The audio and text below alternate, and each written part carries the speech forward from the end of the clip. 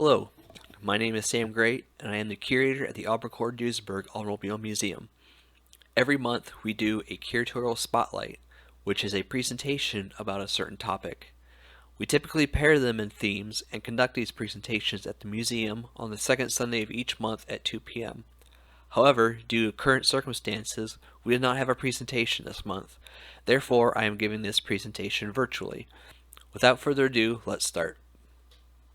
The theme for April, May, and June, in conjunction with the Auburn Cord Duesenberg Club's theme for the 2020 annual reunion, which takes place in Auburn over Labor Day weekend, is focusing on women behind the wheel.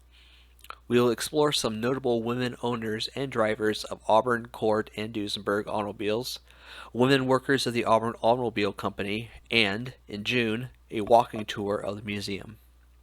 This presentation is titled Women with Their Auburns, Cords, and Duesenbergs. From actresses, authors, and athletes, we will explore a few select women who owned one of these classics. Please note that this is not a complete list by any means, but a selection featuring women of varying professions and ownership.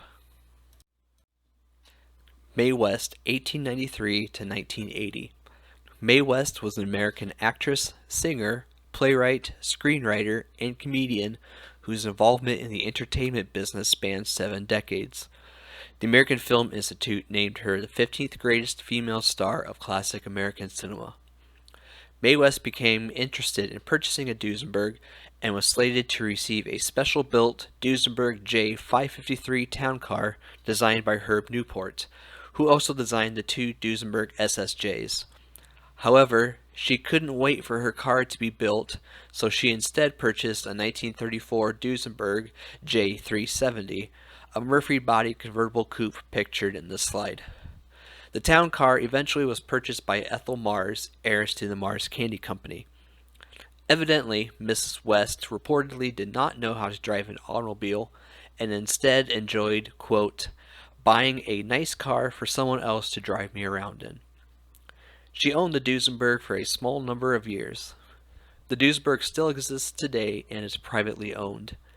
Note that it is of the disappearing top, has disc wheel covers, and features skirted fenders. Mabel Bowl, 1893 to 1949. Mabel Bowl was an American socialite who was involved in selling cigars, horse riding, record-setting airplane flights, and jewelry. She competed with Amelia Earhart and offered large monetary rewards to be the first woman to fly across the Atlantic Ocean. She was later known as the Queen of Diamonds due to the amount of jewelry she would often wear in public.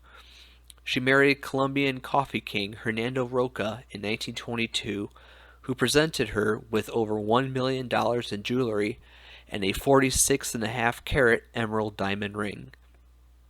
In 1933, she purchased a Fernet-bodied Duesenberg sunroof sedan J365. Commonly referred to as just Frenet, the designer's name is Jean-Baptiste Frenet, who embodied some of Europe's most stunning coach designs for Duesenbergs and other marques. At the time of her purchase of the Duesenberg, she had married Count Henri de Procheri of Poland and was known as Countess Procheri. Bowl drove it for a few years in Europe and ultimately left it behind in her French villa in 1936, where it remained and passed through several different owners.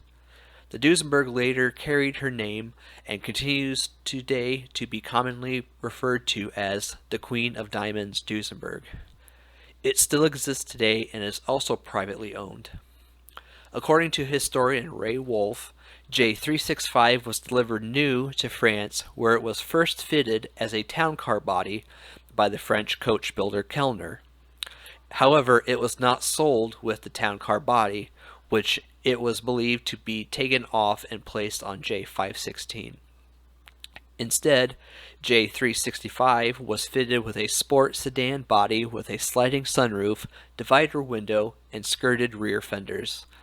It was exhibited in the Paris Auto Salon in 1931 and 1932. The Duesenberg eventually made it to the United States in the early 1970s.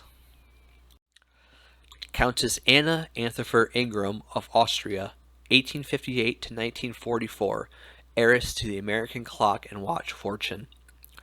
This Duesenberg town car was built by J. Gerald Kirchhoff specifically for Countess Ingram at a cost of nearly $25,000, making it amongst the most expensive Duesenbergs ever built.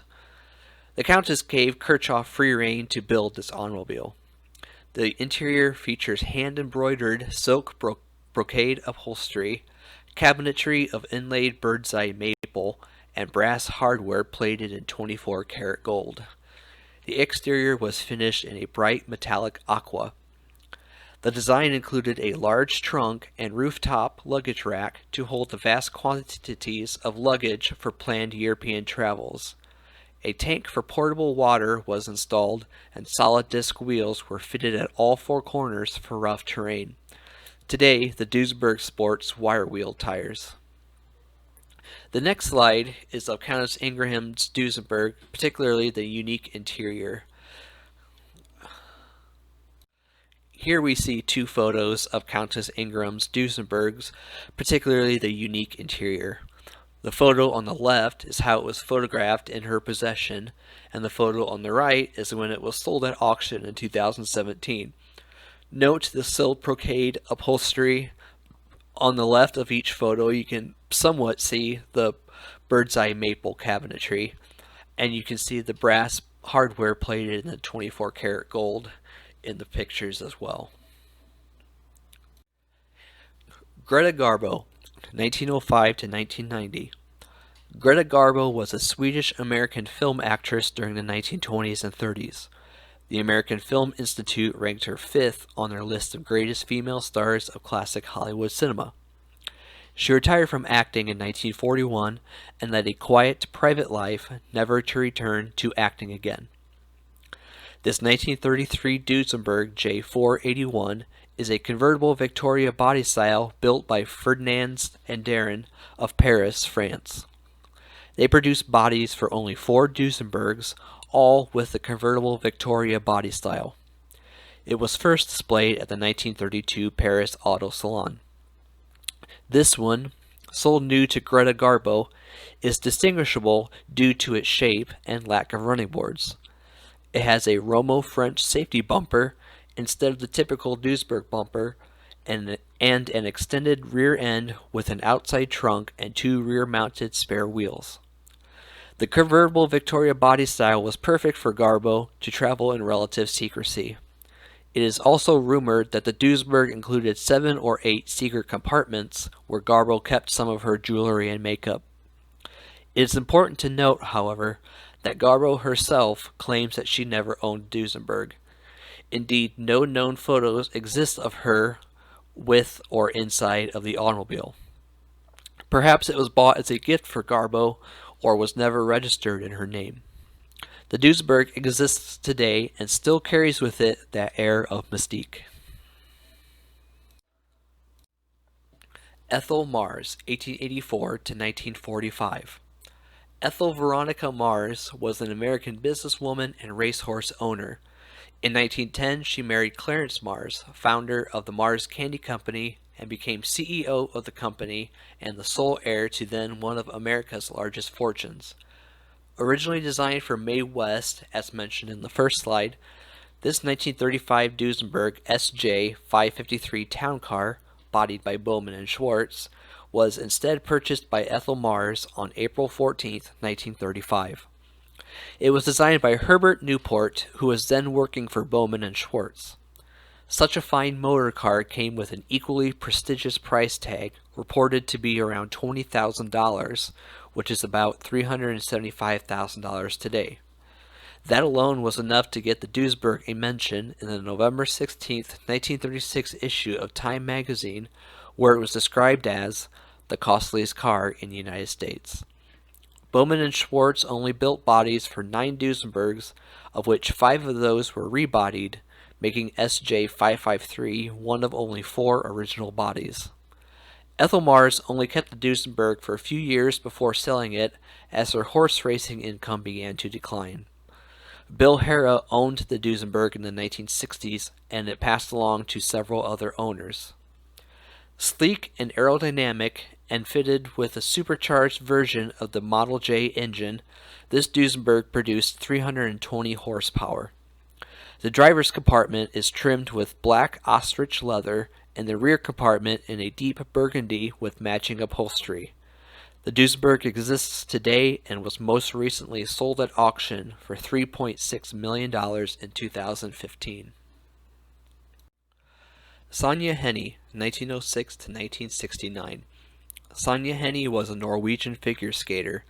She was a three-time Olympic champion in women's singles in 1928, 1932, and 1936, a 10-time world champion from 1927 through 1936, and a 6-time European champion from 1931 through 1936. Hein won more Olympic and world's titles than any other ladies figure skater. She was also an actor and became one of the top-earning female actresses of the 1930s. One of her most well-known photographs, seen here, is posing with her 1936 Cord 810, which, naturally, the Cord Corporation used to help advertise the new car. Sonya Hein reportedly owned 2 Cord 810s. Amelia Earhart, 1897 to 1937. Amelia Earhart is best known for her aviation achievements, but the pilot also appreciated automobiles.